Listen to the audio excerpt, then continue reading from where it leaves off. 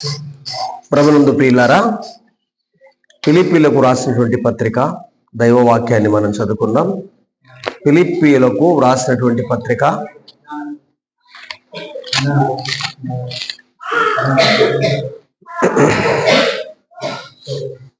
2వ అధ్యాయము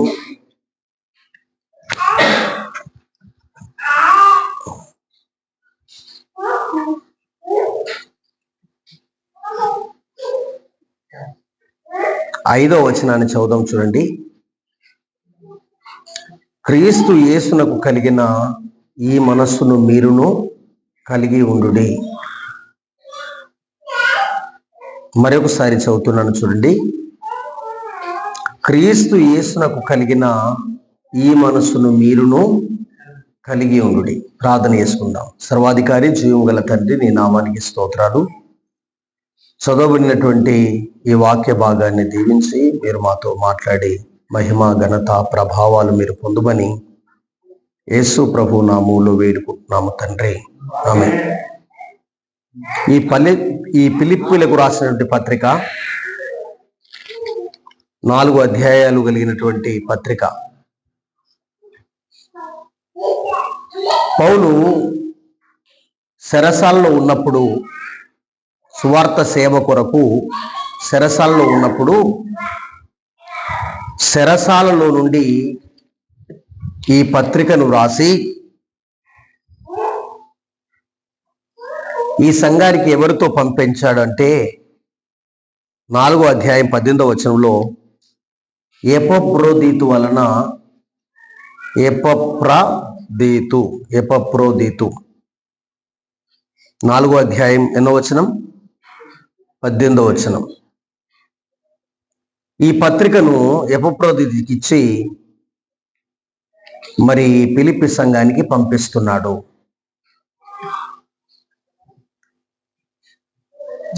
ఈ పత్రికను ఏమంటారంటే ఆనందం, సంతోషం కలిగించేటువంటి పత్రిక.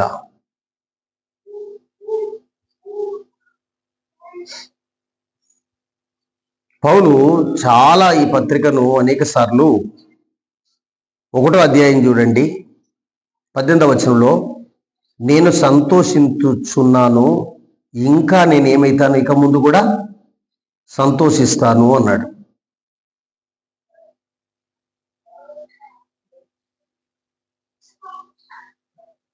కనుక తర్వాత ఇంకొక విషయం ఏమిటంటే 26వ వచనం చూడండి. క్రీస్తునందు మీకున్న అతిశయము అధికమగునట్లు మీరు విశ్వాసమందు అభివృద్ధియు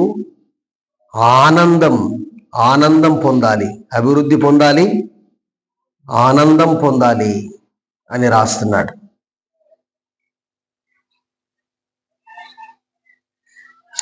తర్వాత 2వ అధ్యాయంకి రండి. 2వ వచనంలో చివరి లైన్లో నా సంతోషము సంపూర్ణము చేయుడి అని రాస్తున్నాడండి. నా సంతోషం సంపూర్ణం చేయుడి అని రాస్తున్నాడు. తర్వాత 11వ వచనం చూడండి. మరియు మీ విశ్వాస యాగములోను దాని సంబంధమైన సేవలోను నేను పానార్పణముగా పోయబడినను నేను ఆనందిస్తాను అని రాస్తున్నాడండి. నేను ఆనందిస్తాను. మీ అందరితో కూడా నేను ఏమన్నాడు చెప్పండి? సంతోషిస్తాను. 18వ వచనం ఇట్లు మీరు కూడా ఏం చేయమన్నాడు చెప్పండి? ఆనందించండి. ఇట్లు మీరు కూడా ఆనందించండి. నాతో కూడా మీరు ఏం చేయండి అన్నాడు చెప్పండి? సంతోషించండి. చెప్పాలి అందరూ. నాతో కూడా ఏం చేయమన్నాడు? సంతోషించండి అన్నాడు. 2వ అధ్యాయంలో 30వ వచనం చూడండి. అతడు తన ప్రాణమునైన లక్ష్య పెట్టక క్రీస్తు యొక్క పని నిమిత్తం, పానమైన లక్ష్య పెట్టక. ఈ వచనం కూడా బాగా ఇంపార్టెంట్ అండి దీనికి. తన ప్రాణమైన లక్ష్య పెట్టక క్రీస్తు యొక్క పని నిమిత్తం, క్రీస్తు యొక్క పని నిమిత్తం ఎన్నో వచనం చెప్పండి, 30వ వచనం. చావునకు కూడా సిద్ధపడ్డాడండి. క్రీస్తు యొక్క పని నిమిత్తం దేని కొరకు సిద్ధపడ్డాడు? చావు కొరకు కూడా సిద్ధపడ్డాడండి. 30వ వచనం మళ్ళీ చెప్తున్నాడు. కనుక పూర్ణ ఆనందముతో, ఏ ఆనందం అంటే చెప్పండి? పూర్ణ ఆనందముతో ప్రభునందు చేర్చుకొని అట్టి వాణ్ణి మీరేం చేయండి? ఘనపరచండి. క్రీస్తు పని నిమిత్తం ఏం పెట్టడానికి సిద్ధమైండు? ప్రాణం పెట్టడానికి సిద్ధపడ్డాడు. చావు కొరకైనా సిద్ధపడ్డాడు, కానీ పనిని వెనకబెట్టినవాడు కాడు. గనుక అట్టి వాణ్ణి మీరు ఏం చేయమన్నాడు చెప్పండి? ఘనపరచండి. తర్వాత 3వ అధ్యాయంలో ప్రభునందు ప్రియులారా, 3వ అధ్యాయంలో కూడా ఒక మాట నేను మీతో జ్ఞాపకం చేస్తున్నాను. ఏమిటి అంటే 19వ వచనం, నాశనమే వారి అంతము, కడిపే వారి దేవుడు, తాము సిగ్గుపడవలసిన సంగతులు ఎంతో అతిశయపడుచున్నారు, భూ సంబంధమైన వాటిపైన మనసు ఉంచుచున్నారు అనే మాట మనం చూస్తున్నాం. 4వ అధ్యాయం 4వ వచనాన్ని కూడా చూసుకోరండి. ఎల్లప్పుడూ ప్రభునందు ఆనందించుడి, మరలా చెప్పుదును ఆనందించండి. 10వ వచనం చూడండి, ప్రభునందు మిక్కిలి సంతోషించి తిని. ప్రభునందు మిక్కిలి, 10వ వచనం, ప్రభునందు మిక్కిలి ఏమైతిని? సంతోషించి తిని. అట్లయితే ఈ పత్రికలు అనేక సార్లు రాయబడిన పదవి ఏంటి చెప్పండి? చెప్పండి, ఏంటి? సంతోషం. ప్రభువును నమ్ముకునుట ఏంటి చెప్పండి? అందరూ చెప్పండి. ప్రభువు నమ్ముకుంటే ఏంటి? సంతోషం. ప్రభు కొరకు కష్టపడితే సంతోషం. ప్రభు కొరకు ప్రాణం పెట్టిన సంతోషమే. ప్రభువును నమ్ముకుంటే సంతోషం, ప్రభు కొరకు ప్రాణం పని చేయుట సంతోషం. అదే సమయంలో ప్రభు కొరకు ప్రాణం పెట్టిన కానీ ఏంటి చెప్పండి? సంతోషమే. ఇంకొకటి, ప్రభు కొరకు ఏం చేయాలి చెప్పండి? 4వ అధ్యాయంలో చూడండి, 4వ వచనం, ఎల్లప్పుడూ ప్రభునందు ఆనందించుడి, మరలా చెప్పుదును ఆనందించుడి, మీ సహనం సకల జనులకు తెలియబడుడి, ప్రభు సమీపంగా ఉన్నాడు, దేని గూర్చి కూడా మీరేం పడకండి, చింతపడకండి, కానీ ప్రతి విషయంలో ప్రార్థన విజ్ఞాపనల చేత కృతజ్ఞతాపూర్వకముగా మీ విన్నపములు దేవునికి తెలియజేయుడి. అప్పుడు సమస్త జ్ఞానమునకు మించిన దేవుని సమాధానం యేసుక్రీస్తు వలన మీ హృదయములకు, మీ తలంపులకు కావలి ఉండును అనే మాట చూస్తున్నాం. ప్రభు నమ్మిన వారు, మళ్ళీ మీరందరూ చెప్పాలి, దేని గురించి ఏం పడద్దు చెప్పండి? ఇక్కడ ఉంచండి మనసు. దేని గురించి ఏం పడద్దు? చింతపడద్దు. ప్రభు నమ్ముకున్నటువంటి వాళ్ళము కష్టాలు వచ్చినా, సుఖాలు వచ్చినా, నెమ్మది వచ్చినా, అనారోగ్యం వచ్చినా, ఆటంకం వచ్చినా, అభ్యంతరం వచ్చినా, శోధన వచ్చినా, సమస్య వచ్చినా, ఏది వచ్చినా మనం ఏం పడద్దు చెప్పండి? చింతపడద్దు. కష్టాల్లో సంతోషించాలండి, శ్రమల్లో సంతోషించాలి, ఇరుకుల్లో సంతోషించాలి, ఇబ్బందుల్లో సంతోషించాలి. ప్రభు కొరకు ఎన్ని శ్రమలైనా మనం భరించాలండి. పౌలు ఒకసారి తన శ్రమలను గురించి చెప్తున్నాడు చూడండి. 1వ అధ్యాయం 12వ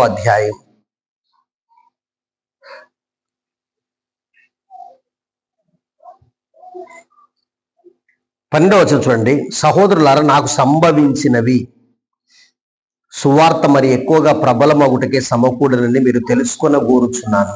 నాకు ఇన్ని కష్టాలు వచ్చినాయి కదా, ఆ కష్టాలన్నీ ఎందుకొరకు చదివి అంటున్నాను.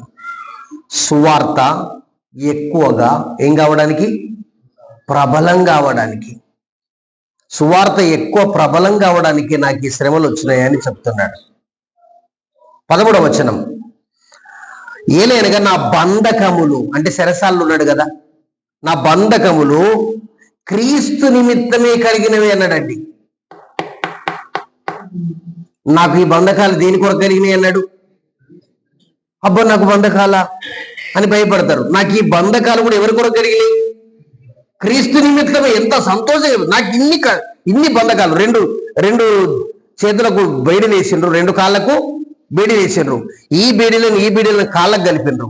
కాళ్ళ బేడీలు ఇవి కలిపి ఒక రింగ్ వేసిండ్రు. ఆ రింగుకు మెడలు వేసి ఇవన్నీ గొలుసులతో కట్టి అతన్ని ఏం చేశారు? చెరసాలలో వేసిండు. వేస్తే అతడేమంటున్నాడు చూడండి 13వ వచనం. ఏలయనగా నా బంధకములు క్రీస్తు నిమిత్తమే కలిగినవి. ఎంత సంతోషంగా చెప్తున్నాడు చెప్పండి. ఏమైనా అర్థమైందమ్మా? నా బంధకాలు ఎవరి నిమిత్తం కలిగినాయి అంటున్నాడు? క్రీస్తు నిమిత్తమే. ఎంత కాన్ఫిడెంట్తో ఉన్నాడండి. తర్వాత 13వ వచనం. ప్రేతోరణ్యమును సేనలోని వారందరికీ తక్కిన వారందరికీ స్పష్టమే, మరియు సహోదరులైన వారిలో ఎక్కువ మంది మంచిగానండి. సహోదరులైన వారిలో ఎక్కువ మంది నా బంధకాలు కలిగినాయి కదా, వాటి మూలంగా ప్రభునందు వాళ్ళకు స్థిర విశ్వాసం వచ్చింది.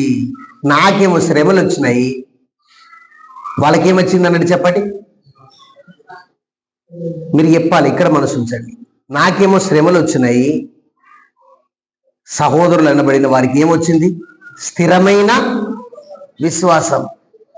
నాకు శ్రమలు వస్తే వాళ్ళు పారిపోలే, నాకు కష్టాలు వస్తే వాళ్ళు పారిపోలే, నాకు సమస్యలు వస్తే వాళ్ళు పారిపోలే, నేను సంఖ్యలతో బంధింపబడితే వాళ్ళు పారిపోలేదు. నాకు శ్రమలు కలిగినాయి కదా, ఆ శ్రమల మూలంగా విశ్వాసం ఏమైంది అన్నట్టు చెప్పండి? స్థిరమైన విశ్వాసం కలిగి ఉన్నారు. మళ్ళొకటి నేను మీతో చెప్తున్నాను చూడండి 14వ వచనంలో. నిర్భయముగా దేవుని వాక్యం బోధించుటకు వారికి ధైర్యం.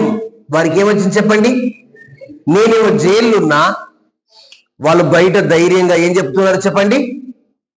దేవుని వాక్యం బోధిస్తున్నారు. ఒకసారి చెప్పండి, ఒక వ్యక్తిని పట్టుకొని సువార్త సేవ కొరకు చెరసాల్లో వేస్తే ఆ సంఘస్థులు ఉన్న వారికి అడుగుతున్నాను చెప్పండి, వాళ్ళకు ధైర్యం ఉంటుందా? ఉంటుందంటే ఉంటుందని, లేదంటే లేదని ఉంటుందా? ఒకరు పట్టుకొని ఏం చేసిండ్రు? జైలు వేసిండ్రు. ఆయన అబ్బో దేవుని సేవ చేస్తే గిన్ని శ్రమలు వచ్చినాయి అని అందరూ పారిపోతారు. కానీ నాకు శ్రమలు వచ్చినాయి, మంచిగా నచ్చినాయి, నన్ను చెరసాల్లో బాగానే వేసారు. ఎందుకంటే మీరు బలపడ్డారు, ధైర్యంగా వాక్యాన్ని చేస్తున్నారు, బోధిస్తున్నారు అని చెప్పాడు. తర్వాత 15వ వచనం చూడండి. కొందరు నా మీద అసూయ పెట్టుకున్నారు. పని జరుగుతుంటే కొందరు ఏం పెట్టుకుంటారు చెప్పండి? అసూయ పెట్టుకున్నారు. కొందరు కలహ బుద్ధి అంటే నాతో లొల్లి పెట్టుకోవడానికి వస్తున్నారు. కొందరికి ఏమో అసూయ ఉంది, బైబిల్లో ఉందా? ఎక్కడ ఉంది? కొందరు ఈ పని జరుగుతుంటే కొందరికి ఏమో అసూయ ఉంది. కొందరు ఏ బుద్ధితో వస్తున్నారు? వాక్యం చూడండి. కలహ బుద్ధి చేత, మరికొందరేమో మంచి బుద్ధి చేత వస్తున్నారండి. బుద్ధులు ఎన్ని బుద్ధులు ఉన్నాయి చెప్పండి అమ్మా? 3 బుద్ధులు. ఒక బుద్ధి పేరు చెప్పండి. అసూయ బుద్ధి. రెండవది ఏంటిది? కలహ బుద్ధి. మూడవది ఏ బుద్ధి? మంచి బుద్ధి. నేను మళ్ళీ అడుగుతున్నాను, మనకి ఏం బుద్ధి కావాలి? అది అసూయ బుద్ధి కావాలా? కలహ బుద్ధి కావాలా? మంచి బుద్ధి కావాలా? మంచి బుద్ధి కావాలండి. 11వ వచనంలో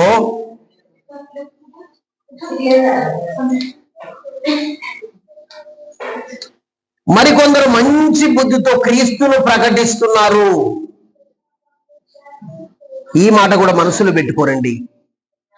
నేను చదివే వచనం 11 అందరు చూడండి, కిందికి చూడండి, బైబిల్ చూడండి, బైబిల్ చూడండి. మంచి బుద్ధి చేత క్రీస్తుని ఏం చేస్తున్నారని ఉంది చెప్పండి? ప్రకటిస్తున్నారు. అమ్మా ఈసారి ఒక్కసారి ఖచ్చితంగా చెప్పండి. మంచి బుద్ధి చేత, అందరు చెప్పాలి, క్రీస్తుని ఏం చేస్తున్నారు? ఇక మీరు మళ్ళీ చెప్పండి, మనం మంచి బుద్ధి చేత ఎవరిని ప్రకటించాలి? అంటే మంచి బుద్ధి చేత క్రీస్తును, మళ్ళీ నాతో చెప్పండి, మంచి బుద్ధి చేత క్రీస్తును ప్రకటిస్తున్నామా? ప్రకటిస్తేనే ప్రకటిస్తున్నాం అనాలి. ఇప్పటి వరకు ప్రకటించకపోతే ఏం చేయాలి? ప్రకటించలేమనాలి. కానీ మంచి బుద్ధితో క్రీస్తుని ఏం చేస్తున్నారట? ప్రకటిస్తున్నారు. క్రీస్తును ప్రకటించకుండా, నేను దాదాపు ముగిస్తానండి ఎందుకంటే నాకు టైం లేదు. క్రీస్తును ప్రకటించకుండా క్రీస్తును నమ్మిన వారికి క్రీస్తును ప్రకటించడం గొప్ప విషయం. మళ్ళీ మంచిగా రండి.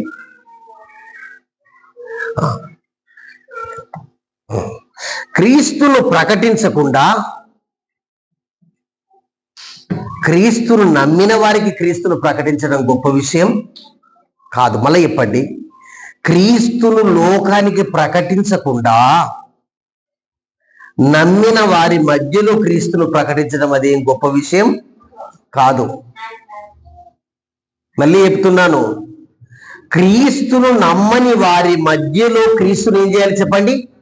ప్రకటించాలి. నమ్మిన వారికి బోధించాలి. నమ్మని వారికి క్రీస్తుని ఏం చేయాలి? ప్రకటించాలి. మళ్ళీ 11వ వచనం మళ్ళీ అవుతున్నాడు చూడండి, వారైతే నా బంధకములతో కూడా, ఈ పదం కూడా బాగా ఇంపార్టెంట్ అండి, వారైతే నా బంధకములతో కూడా నా శ్రమలను ఇంకా నాకు తోడు చేస్తున్నారు. నాకేం బంధకాలు ఉన్నాయంటే ఇంకా కొందరు నన్ను ఏం పెడుతున్నారని ఉంది చెప్పండి. ఏం పెడుతున్నారు? శ్రమ పెడుతున్నారు. శుద్ధ మనసుతో కాక కక్షతో క్రీస్తును ప్రకటిస్తున్నారు. ఎట్లనంటే ప్రకటిస్తున్నారు కానీ దేంతో ప్రకటిస్తున్నారు? కక్షను పెట్టుకొని క్రీస్తును ప్రకటించడం మంచిది కాదు అంటున్నాడు. ఒక్కొక్క పదం ఎట్లా మనల్ని ఎంకరేజ్ చేస్తుంది చూడండి. చివరిలో చెబుతున్నాను, వీరైతే నేను సువార్త పక్షమందు వాదించుటకు నియమింపబడి ఉన్నానని ప్రేమతో ప్రకటించుచున్నారు. నేను క్రీస్తు సువార్త కొరకు కొన్ని వాదాలు వస్తే నిలబడుతున్నా కనుక నన్ను చూసి ఈ సువార్త పక్షమున వాదించడానికి, సువార్త పక్షమున వాదించడానికి నేను నియమింపబడి ఉన్నానని ఎరిగి ప్రేమతో క్రీస్తుని ఏం చేస్తున్నారని చెప్పండి? ప్రకటిస్తున్నారు. ఇప్పుడు ప్రకటనలు వల్ల 3 రకాలు చెప్పండి. కొందరు కక్షలతో ప్రకటిస్తున్నారు. ఎట్లా? దేంతో చెప్పండి? కక్షలతో ప్రకటిస్తున్నారు. మరికొందరు వాదనలు నిలవడానికి ప్రకటిస్తున్నారు. మూడోది ఏంటి చెప్పండి? ప్రేమతో ప్రకటిస్తున్నారు. ఈ మూడిట్లలో ఏ ప్రకటన గొప్పది? ఆరేవా, ఎంతమంది చెప్తున్నారు? ఇంత మీరు కూడా చెప్పగలుగుతున్నారు. నేను ఎట్లా చెప్పాలని బాధపడుతుంటే రాను ఇటు వచ్చిందిగా యువతలకి ఇట్టుకు వచ్చింది. మీరు క్రీస్తుని ఎట్లా ప్రకటించాలి? ప్రేమతోడ చేరి వారికి ప్రభు యేసు వార్తను చాటెదమా. ప్రేమతోడ క్రీస్తును ప్రకటించాలండి. ప్రేమతోడ క్రీస్తును ప్రకటించినప్పుడు కష్టాలు వస్తాయా రావా? శ్రమలు వస్తాయా రావా? శోధనలు వస్తాయా రావా? కక్ష పెట్టుకుంటారా పెట్టుకోరా? కలహానికి అత్తరా రారా? కయ్యం దూస్తారా దుయ్యరా? కత్తి ఎత్తుతారా ఎత్తరా? బలహీన పరస్తారా పరచరా? పరుస్తారు. కానీ ఏ పని ఆపినా, ఏ పని ఆపద్దు? క్రీస్తు ప్రేమ సువార్త ప్రకటన అనేది ఆపడానికి వీలు లేదు. తర్వాత 18వ వచనం చెప్పి నేను ముగిస్తాను చూడండి. అయినను ఏమి మిష చేతనే గాని సత్యం చేతనే గాని ఏ విధం చేతనైనా క్రీస్తు ప్రకటింపబడుచున్నాడు, అందుకు నేను దుఃఖపడుతున్నాను అని రాసిండండి. అందుకు నేనేమైతున్నాను? ఎట్లనన్నా యేసు ఏం ప్రకటింపబడాలి? యేసు ప్రభు ప్రకటింపబడాలండి. యేసు ప్రభు ప్రకటింపబడాలి. యేసు ప్రభు ప్రకటింపబడాలి. యేసు ప్రభు ప్రకటింపబడితే మనం ఏం కావాలి? కరెక్ట్ మాట. మనం ఏం పడాలి? సంతోషపడాలి. కొందరు ఎందుకో యేసు ప్రభు సేవ మంచిగా జరుగుతుంది చూడండి, వాళ్ళు సంతోషపడరు. మళ్ళీ చెప్తున్నాను నేనండి, యేసు ప్రభు సేవ మంచిగా జరిగితే వీళ్ళకేమవుతుందో కానీ వాళ్ళు ఏం పడరు చెప్పండి? సంతోషపడరు. ఇదేం గోస? ఇది ఎక్కడి గోస? ప్రభు సేవ బాగా జరుగుతుందంటే మనం ఏం పడాలని ఉంది బైబిల్లో? అందరూ ఇప్పుడు ఏకమాట ఏం పడాలి? సంతోషపడాలండి. ప్రభునందు ప్రియులారా, ప్రభు సేవలో సంతోషం ఉంది. ఎందరూ ప్రకటించాలి? అందరూ ప్రకటించాలి. ఎట్లా ప్రకటించాలి? ప్రేమతో. ఎట్లా ప్రకటించాలి? నేను ఇవాళ ఆనందిస్తున్నాను, అన్నిటికీ జవాబు ఇస్తున్నానండి. ప్రేమతో క్రీస్తు సువార్తని చేయాలి, ప్రకటించాలి. ఇప్పుడు చెప్పండి, క్రీస్తు యేసునకు కలిగిన ఈ మనసు మీరు, క్రీస్తు యేసునకు కలిగిన ఈ మనసు మీరు ఒక్క సింపుల్గా ఈరోజు వాక్యం ఎందరికి అర్థమైంది? ఒకసారి చేతులు అవ్వటుంది. ఎందరికి అర్థమైంది? అట్లా చేయడానికి మనం ముందుకు ఒకసారి మోకరించండి. సమయం ఎక్కువ లేదండి, దయచేసి అందరూ మోకరించండి. ప్రభునందు ప్రియులారా, శ్రేష్టమైనటువంటి వాక్య భాగం మనం విన్నాం. క్రీస్తు యేసునకు కలిగిన ఈ మనస్సును మీరును కలిగి ఉండండి. పౌలు అంటున్నాడు, నేను క్రీస్తును ప్రకటించడానికి బంధకములో వేయబడ్డాను. నా బంధకములు అన్ని క్రీస్తు కొరకే కలిగినవి. నేను బంధకములు ఉన్నందుకు దుఃఖించి బాధపడట్లేదు, సంతోషిస్తున్నాను.